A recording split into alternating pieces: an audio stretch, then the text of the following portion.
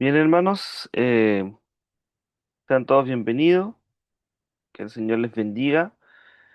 Es una bendición poder estar con ustedes, ¿cierto? Compartiendo el Evangelio. Y desde hoy y en tres, cuatro clases más vamos a estar viendo el libro de Jonás, trabajando en el Antiguo Testamento. Y con la ayuda del Señor sacar adelante este libro que, que es corto, pero es necesario también.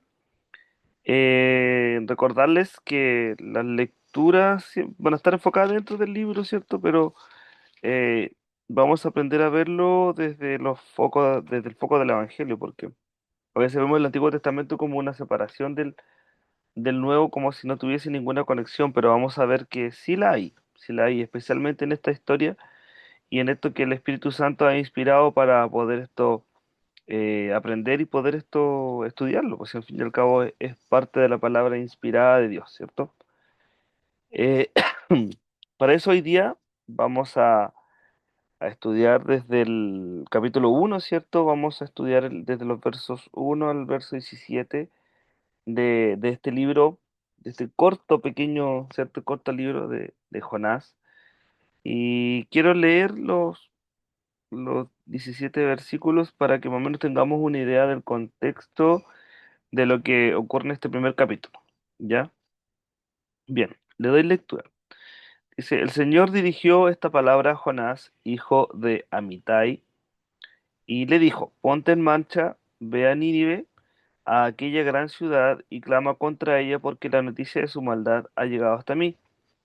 Pero Jonás se levantó para huir de la presencia del Señor a Tarsis, y descendió a Jope, donde encontró una nave que partía para Tarsis. Pagó su pasaje y se embarcó para irse con ellos a Tarsis, lejos de la presencia del Señor. Pero el Señor hizo soplar un gran viento en el mar, y hubo en el mar una tempestad tan grande que se pensó que se partiría la nave en dos. Los marineros tuvieron miedo y cada uno clamaba a su Dios. Luego echaron al mar la carga que llevaban para aligerar la nave. Mientras tanto, Jonás había bajado al interior de la nave y se había echado a dormir.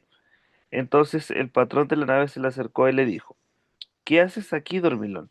Levántate y clama a tu Dios, quizás tenga compasión de nosotros y no perezcamos.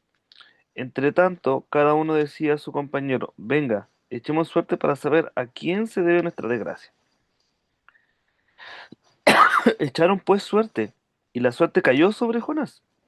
Entonces ellos le dijeron, dinos por qué nos ha sobrevenido esta desgracia. ¿Qué oficio tienes y de dónde vienes? ¿Cuál es tu tierra y de qué pueblo eres? Él le respondió, soy hebreo y temo al Señor, Dios de los cielos, que hizo el mar y la tierra. Aquellos hombres sintieron un gran temor y dijeron, ¿por qué has hecho esto? Pues ellos supieron que huía de la presencia del Señor por lo que él les había contado. Como el mar se embravecía cada vez más, le preguntaron, ¿qué haremos contigo para que el mar se calme? Él le respondió, tomadme y echadme al mar, ¿y el mar se calmará? Porque yo sé que esta violenta tempestad ha sobrevenido por culpa mía. Aquellos hombres se esforzaron por hacer volver la nave a tierra, pero no pudieron, porque el mar se embravecía cada vez más contra ella. Entonces clamaron al Señor y dijeron, te rogamos ahora, Señor, que no perezcamos nosotros por la vida de este hombre, ni nos haga responsable de la sangre de un inocente, porque tú, Señor, has obrado como has querido. Tomaron luego a Jonás y lo echaron al mar, y se aquietó el furor del mar. Sintieron aquellos hombres gran temor ante el Señor. Ay, me perdí. Ante el Señor, y le ofrecieron un sacrificio y le hicieron votos. Versículo 17. Pero el Señor tenía dispuesto un gran pez para que se tragara a Jonás, y Jonás estuvo en el vientre 3 días y 3 noches. Bien, ya tenemos una idea de lo que ocurrió, ¿cierto?, en eh, este primer capítulo y estos versos, pero si pudiésemos colocarle un nombre a esto, ¿cierto? Nos refleja más que todo cuando nuestra voluntad choca con la voluntad de Dios, por cierto, porque Jonás en realidad lo que quería era hacer su voluntad y no la voluntad del Señor. Por lo mismo él toma esta decisión, ¿cierto? De querer huir de la presencia del Dios de una forma, eh, al decirlo igual suena como chistoso, porque ¿cómo escaparemos nosotros de la presencia del Señor, ¿cierto? ¿Dónde podremos huir si Dios está en todos lados? Absurdo, pero bien, Jonás creía que podía engañar a Dios. Entonces, vamos a dar una pequeña introducción también al libro para que tengamos una idea de lo que estaba pasando y mencionar algunas cositas interesantes para que tengamos presente de lo que es este libro. Ya, lo primero que les voy a decir es que Jonás no puede ser visto o no tiene que verse como un cuento infantil nomás, porque en realidad no es un cuento infantil ni tampoco es una historia sobre un pez grande que se tragó un hombre, ¿cierto? O sea, es, pero no es en realidad lo que debiese pensarse o de la forma de que debe ver, porque es la palabra del Señor, ¿cierto? No es solo una historia, sino que es Dios revelando algo en la Escritura. Entonces, Jonás, hermanos, es un libro muy profundo y que revela el carácter misericordioso de Dios, ¿cierto? Pero también nos va a mostrar la dureza del corazón humano por medio de Jonás y de Nínive, ¿cierto? Porque nos va a ejemplificar estos dos ejemplos, entonces nos va a ayudar a mucho a demostrar el carácter de Dios, la misericordia de Dios, pero también el corazón del hombre, ¿cierto? Y nos va a reflejar también esta lucha, ¿cierto? Que siempre se ve revelada entre la voluntad del hombre y la voluntad de Dios, ¿cierto? Porque en este primer capítulo vemos aquí a Jonás tratando de huir, tratando de hacer lo que él quiere, pero no está la voluntad de Dios porque Dios ordenó algo, entonces, ¿cómo él puede ganarle a Dios, ¿cierto? Es algo imposible. Pero también el libro nos va a mostrar que la soberanía de Dios no es sobre algunas cosas en específico, sino que la soberanía de Dios está por sobre toda la creación y sobre todo lo bueno y sobre todo lo malo. Dios está presente en todos y a Dios no se le escapa nada, ¿cierto? Pero por sobre todo nos va a mostrar la gracia que Dios muestra hacia los perdidos y también la gracia para los orgullosos, ¿cierto? Porque eso nos va a mostrar el corazón del hombre en realidad y de cómo nosotros no estamos tan lejos de Jonás. El enfoque que tiene el libro, hermanos, no tenemos que verlo y como que Jonás no huye en realidad porque tenga una mala comprensión de la escritura o porque no entienda teológicamente, por decirlo de alguna manera, lo que está pasando. Lo que hace Jonás es huir de su teología. Él huye de lo que él sabe porque su teología choca con su corazón. Entonces lo que en realidad quiere hacer Jonás, o lo que trata de hacer en realidad, es tratar de negar o tratar de hacer lo que él quiere o lo que él cree de la manera como él quiere y como él decide y no como Dios quiere, como muchos de nosotros, ¿cierto? Que a veces, sabiendo hacer lo bueno, no lo hacemos. Pero Dios sabe quién es y por lo tanto, Él, en cierto sentido, lo deja hacer como Él quiere, pero Dios está al control de todo, ¿cierto? Dios sabe y Jonás sabe que Dios es misericordioso. Y es precisamente esa una de las razones por la que él huye de la presencia de Dios. Y lo vamos a ver más adelante. Porque aunque no lo crean, lo que se revela aquí es la misericordia de Dios y es algo que dentro del corazón religioso de Jonás no calza. Entonces, Jonás por esta razón se resiste a que Dios tenga misericordia de un pueblo a que él considera no es, no es esto, ay, ¿cómo es la palabra? No es bueno ante los ojos de la gente, entonces no es bueno tampoco ante sus ojos, entonces como que le dice Dios, no, no, tú no puedes tener misericordia de este pueblo porque ¿cómo se te ocurre, cierto? Porque Jonás no quiere en realidad que Dios perdone a Nínive, eso es lo que está pasando, pero quiere un Dios justo, pero solo para lo que él quiere, solo para lo que él decide. Entonces, aquí está el verdadero escándalo por decirlo de alguna manera, el escándalo del libro, porque Jonás, en cierto aspecto, y mencionándolo así muy superficialmente, Jonás ama la gracia, pero cuando esta gracia es para él, ¿cierto? Como muchos de nosotros, pero la rechaza cuando Dios la extiende a otro. Esa es una de las cosas que vamos a ver muy reflejada en el libro de Jonás y que vamos a ver muy claramente. Y es algo que nosotros también a veces eh, cometemos, entre comillas, ese error, ¿cierto? Que nos gusta que Dios nos perdone, que Dios nos bendiga y que Dios nos ame, pero cuando Dios lo quiere hacer con alguien que a nosotros no nos agrada, ahí no nos gusta que Dios lo haga, ¿cierto? Eso es una cosa, pero también eh, que debemos entender y debemos ver una segunda cosa, es que no es solo el pecado de Jonás el que se ve reflejado aquí, ¿cierto? Sino que el pecado que se ve reflejado es el pecado del creyente religioso, aquel creyente que se cree correcto y que producto de esto se vuelve una persona totalmente orgullosa delante del Señor. Por lo mismo que le comentaba anteriormente, que nos gusta que Dios nos bendiga a nosotros como sus hijos, pero hacia los demás no. Y eso es un egoísmo, ¿cierto? Este libro, hermanos, fue escrito, o Jonás, tenemos que saber que era un profeta en tiempos de Jeroboam II, alrededor de el año 770 al 750 antes de Cristo. Esto usted lo ve en Segunda de Reyes 14:25. Israel, hermanos, en ese tiempo estaba en una prosperidad externa, ¿cierto? Estaban bendecidos, por decirlo de alguna manera, pero estaban en una decadencia espiritual tremenda. Por eso Nínive, la ciudad a la que Dios envía a Jonás, no era cualquier ciudad, era la capital del imperio asirio, ¿cierto? Un imperio y era una ciudad que era muy violenta, muy cruel, eran una capital donde la idolatría era extrema, ¿cierto? Y por sobre todo eran los enemigos de Israel. Pero estas personas también eran conocidas, hermanos, por la tortura que estas personas practicaban, las deportaciones y este tipo de terrorismo estatal que producían entre ellos, porque eran un pueblo muy, muy malo, hermanos. Entonces, Dios es quien le pide a Jonás a ir a ese lugar, po.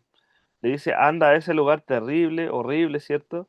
Y es uno de los peores lugares posibles. Entonces, eh, y también era uno de los pueblos que odiaba más a Israel. Entonces, imagínese a Jonás yendo a irse a parar allá a predicar, sabiendo que ahí, sin la presencia de Dios y la ayuda de Dios, prácticamente lo fusilaban, ¿cierto? Entonces, el mensaje del libro no es que malo es Jonás, sino más bien es cómo se parece Jonás a nosotros. Porque todos en algún momento hemos hecho esto, hermanos. Hemos huido de Dios y no hemos resistido a su voluntad o nos hemos opuesto a su misericordia hacia otros, como le comentaba anteriormente. Pero también Jonás, hermanos, nos muestra o nos anticipa el Evangelio de Cristo, porque hay que hacer aquí un pequeño paralelo, ¿cierto? Porque sabemos que Israel fue llamado a hacer luz en las naciones, ¿cierto? Pero no cumplió, ¿cierto? Huyó de esta misión. Jonás también huye de este llamado, ¿cierto? Y en contraste a esto, Cristo cumple su misión y no huye jamás. Todo lo contrario, se acerca y dice, yo soy la luz del mundo. También en Adán, ¿cierto? Sabemos que él se esconde de la presencia de Dios producto de su pecado, al igual que Jonás al intentar huir de la presencia de Jehová. Pero Cristo viene y busca a todos aquellos que se han escondido, ¿cierto? Aquellos que nos escondemos de nuestra maldad, pero Cristo viene a nosotros y nos llama y nos junta continuamente. Jonás, sabemos, desciende y huye, ¿cierto?, de la presencia de Jehová, producto de su rebeldía, ¿cierto? Pero a diferencia de Jonás, Cristo desciende del cielo para salvar a todo aquel que se había perdido. Por eso Jonás apunta o es la antesala o es la previa, ¿cierto?, de aquel mejor profeta que había de venir, ¿cierto? Nuestro Señor Jesucristo, que nace y cumple perfectamente lo que Jonás en cierto sentido se ha rehusado a hacer en este capítulo. Por eso vamos teniendo presente esto, ¿cierto? Vamos a exponer el primer capítulo y vamos a desarrollarlo para que por lo menos entendamos lo que Jonás eh, trata de revelarnos y también de cómo esto nos puede ayudar a nosotros. Lo primero que vamos a ver lo vemos entre el versículo 1 al 3, donde prácticamente se revela que Jonás huye, ¿cierto? De la palabra de Dios más que nada, porque Dios le habla y él huye, ¿cierto? Dice la escritura, vino palabra de Jehová a Jonás y le dijo, levántate y ven Nínive, aquella gran ciudad, a pregonar contra ella, y Jonás se levantó para huir de la presencia de Jehová a Tarsis. Aquí vemos que Dios habló claramente, ¿cierto? Por eso Jonás huye. No es algo que él no interpretó, sino que es algo muy claro, porque Dios le dijo, levántate, ¿cierto? Le dijo prácticamente, toma la acción, ¿cierto? Levántate, ve, ¿cierto? Le da una dirección, pero también le dice qué es lo que tiene que hacer. Le dice, tienes que ir a pregonar un mensaje. Y este mensaje le dice, tú tienes que ir a pregonar contra ella, ¿cierto? A confrontar a esta ciudad. Entonces, Jonás obedece en cierto sentido, pero en dirección contraria. Porque Dios dice a Nínive y Jonás dice a Tarsis, una ciudad que está al otro extremo de Nínive. Y lo más grave, hermano, es que Jonás huye de la presencia de Jehová. O sea, literalmente nadie puede huir de la presencia de Jehová, ¿cierto? Pero si en nuestra voluntad sí lo podemos hacer, ¿cierto? Porque nuestro corazón se resiste y muchas veces huimos de hacer la misión de Dios y también de buscar la comunión con los demás o la comunión con la gente que no es creyente, ¿cierto? A veces nos rehusamos y literalmente estamos indirectamente estamos huyendo también de la presencia de Dios. El pecado, hermano, siempre comienza así porque Dios nos habla y nosotros, en vez de llevar nuestra mente a la obediencia, muchas veces negociamos o tratamos de postergar, ¿cierto?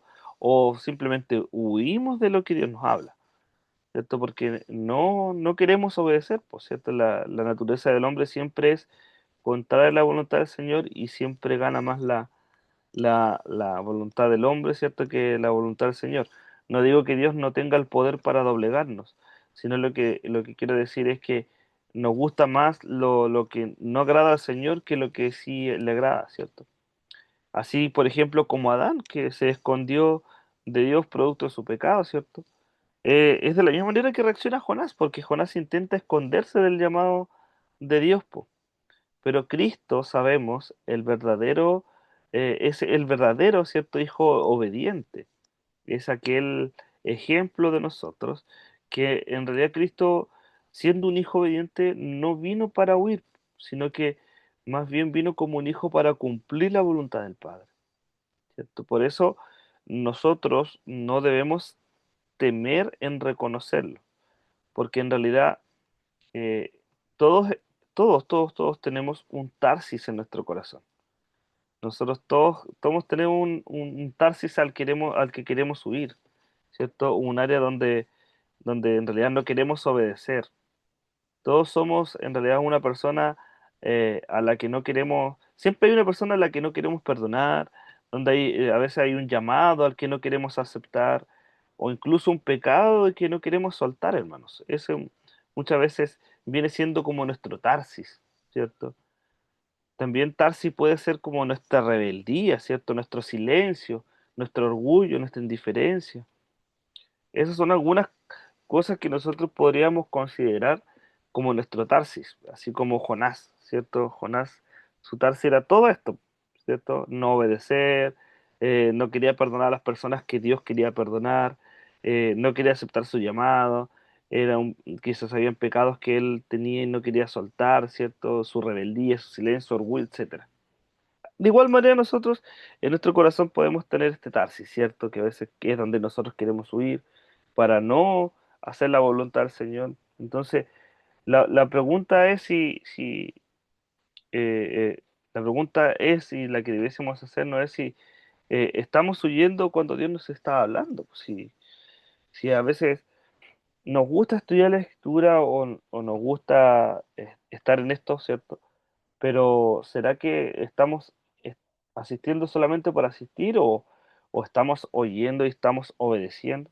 ¿O estamos huyendo de la misma manera en que huía Jonás?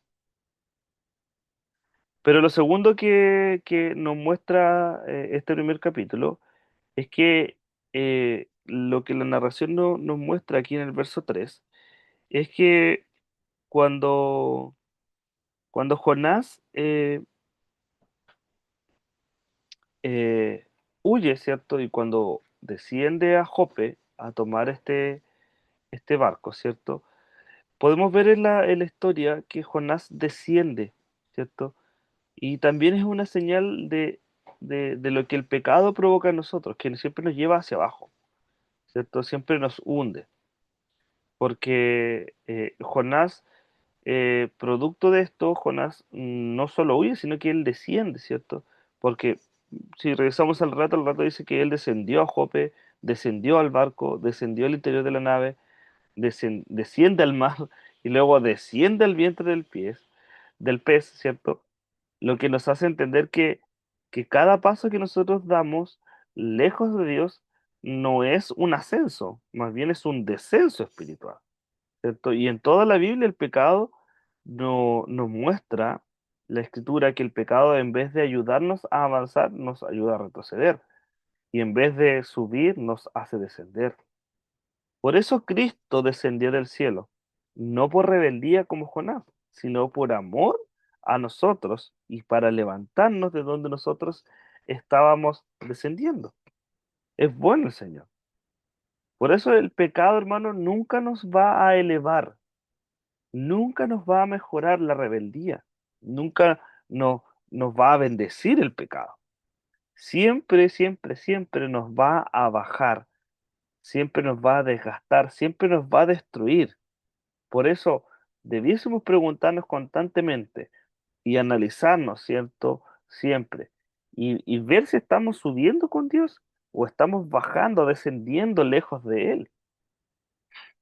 Y entre los versículos 4 al 6 Jonás nos va a relatar que producto eh, de esta bajada, ¿cierto? De este desciende, ¿cierto? Dios envía en medio de su escondite donde estaba él, ¿cierto?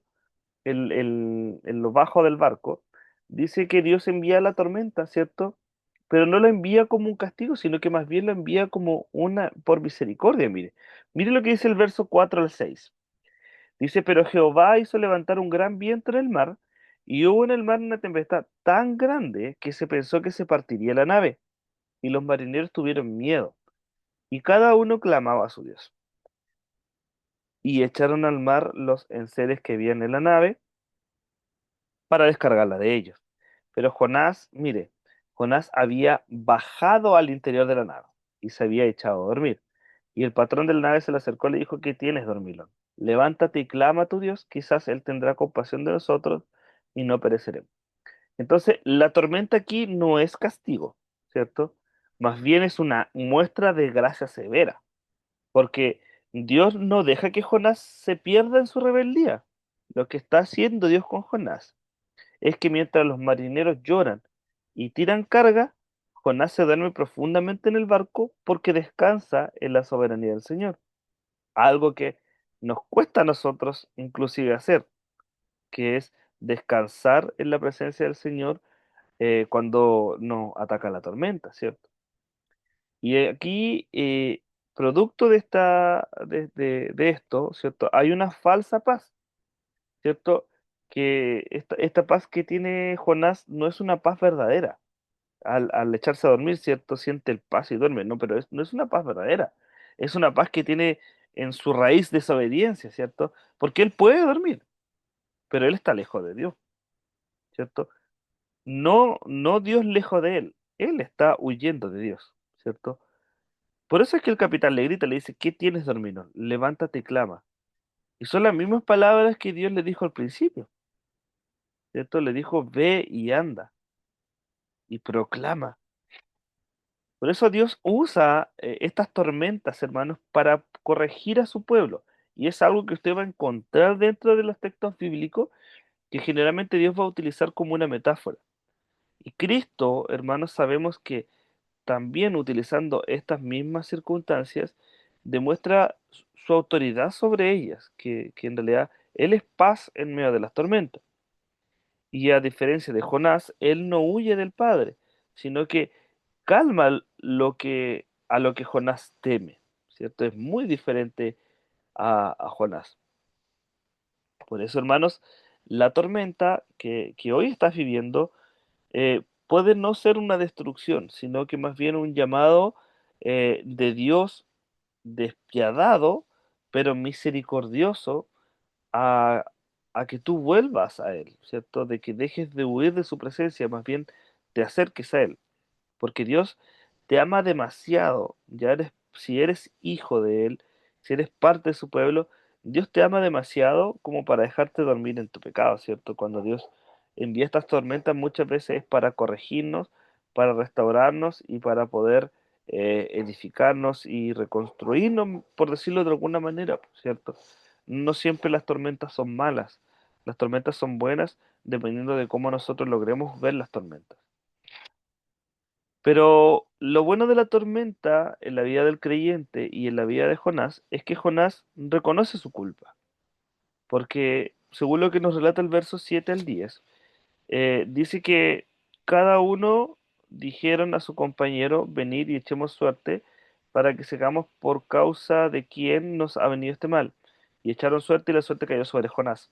Entonces le dijeron ellos, decláranos ahora por qué nos ha venido este mal, qué oficios tiene y de dónde vienes. ¿Cuál es tu tierra y de qué pueblo eres? Y él le respondió, soy hebreo y temo a Jehová, Dios de los cielos que hizo el mar y la tierra. Y aquellos hombres temieron en gran manera y le dijeron, ¿por qué has hecho esto? Porque ellos sabían que huía de la presencia de Jehová, pues él se lo había declarado. Jonás, ¿cierto? Confiesa de cierta manera esta tormenta, le ayuda esta situación, ¿cierto? O este proceso que tiene Jonás, le ayuda a confesar la verdad correcta, pero aún así vive la vida incorrectamente, porque él dice, yo temo a Jehová, pero está huyendo de Jehová, ¿cierto? Es decir, su teología, ¿cierto? Su conocimiento, su solidez bíblica es buena, pero su obediencia es mala, ¿cierto? Entonces es una mala teología. Y esto es lo que refleja a Israel en los profetas. Si bien estos profetas tenían mucha doctrina, pero más de algunos eran obedientes, desobedientes, ¿cierto? Había poca obediencia en ellos. El pueblo de Israel igual, conocían mucho de Dios, vieron los milagros, los prodigios, pero aún así eran incrédulos, no eran obedientes, no se sujetaban. Y es exactamente lo que Jesús también hizo con los fariseos en su tiempo. Los confrontaba, ¿cierto? Y le decía, ustedes son sepulcros franqueados, ¿cierto? Porque demandan de la gente algo que ni siquiera ustedes practican. Porque Cristo, hermano, no solamente conoce la verdad, ¿cierto? Cristo eh, conoce la verdad y la vive perfectamente, a diferencia de Jonás, que Jonás conocía la verdad, pero vivía huyendo de la verdad, ¿cierto? Jonás no es un profeta que sea liberal, ni menos un profeta ignorante.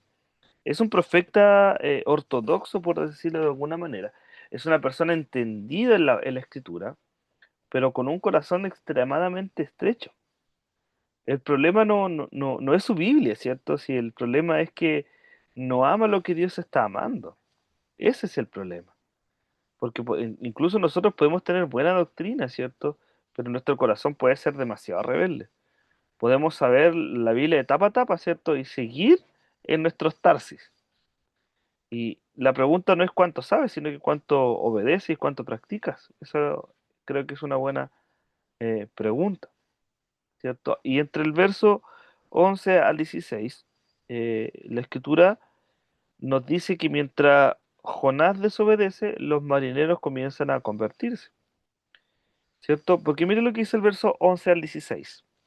Dice, como el mar se embravecía cada vez más, le preguntaron, ¿qué haremos contigo para que el mar se calme? Y él le respondió, tomadme y echadme al mar, y el mar se calmará, porque yo sé que esta violenta tempestad os ha sobrevenido por mi culpa. Aquellos hombres entonces se esforzaron por hacer volver la nave a tierra, pero no pudieron porque el mar se embravecía cada vez más contra ellos. Entonces, mire, clamaron al Señor y dijeron, te rogamos ahora, Señor, que no perezcamos nosotros por la vida de este hombre, sino ni nos haga responsable de la sangre de un inocente, porque tú, Señor, has obrado con más querida.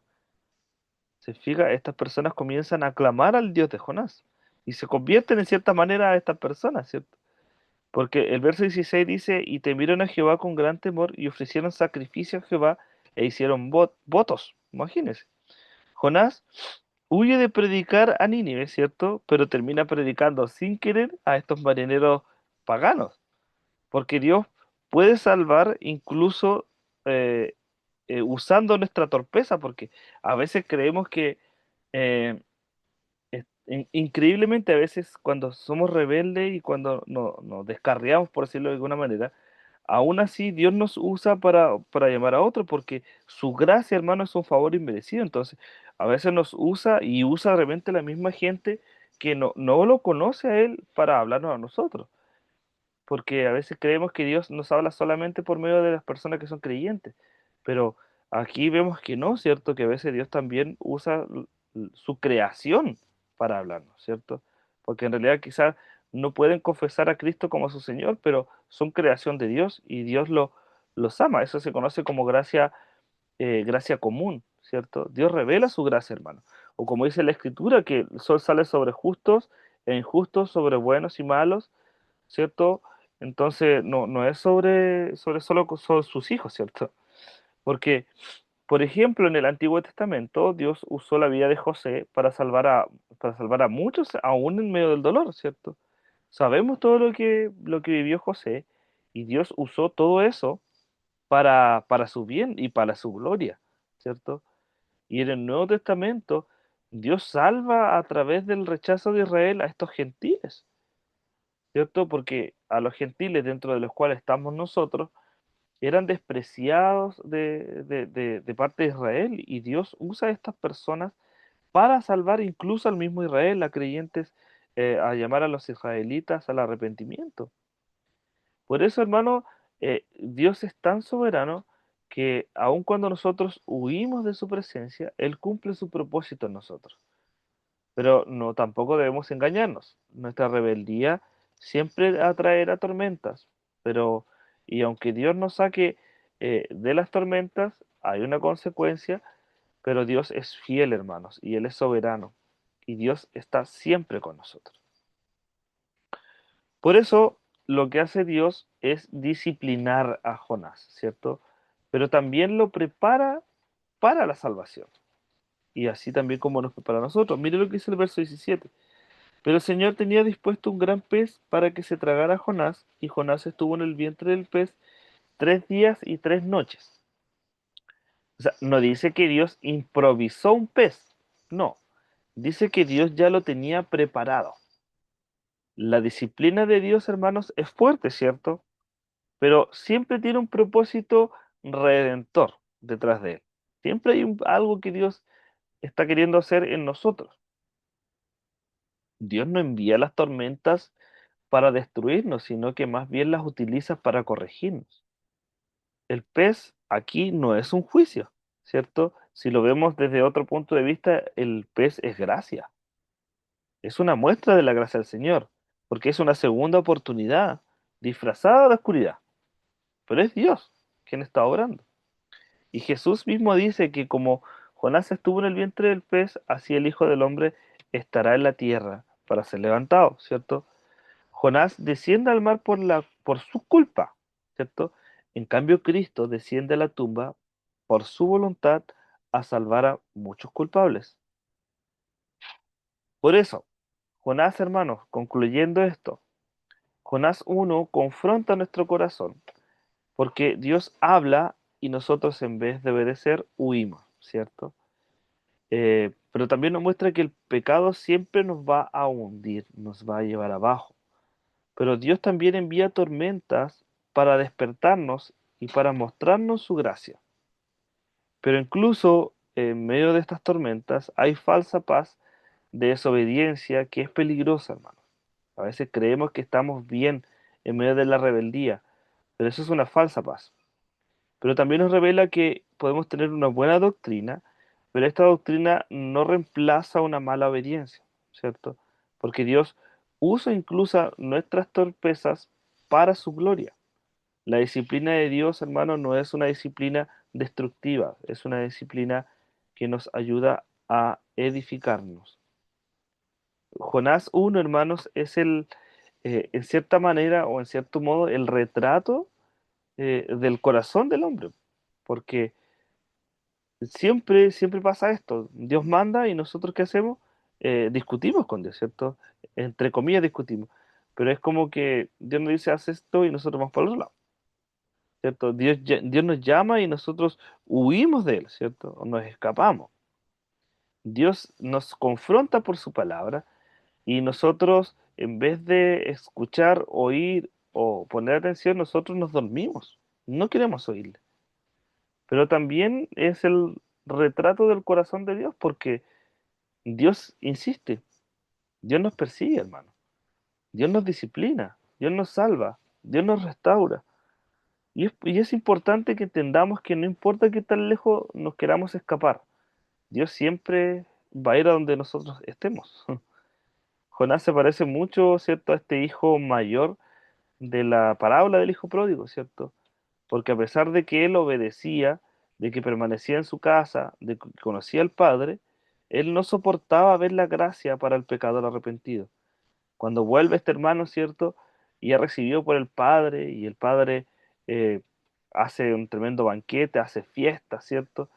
El hijo mayor no soporta eso y actúa de la misma manera que Jonás.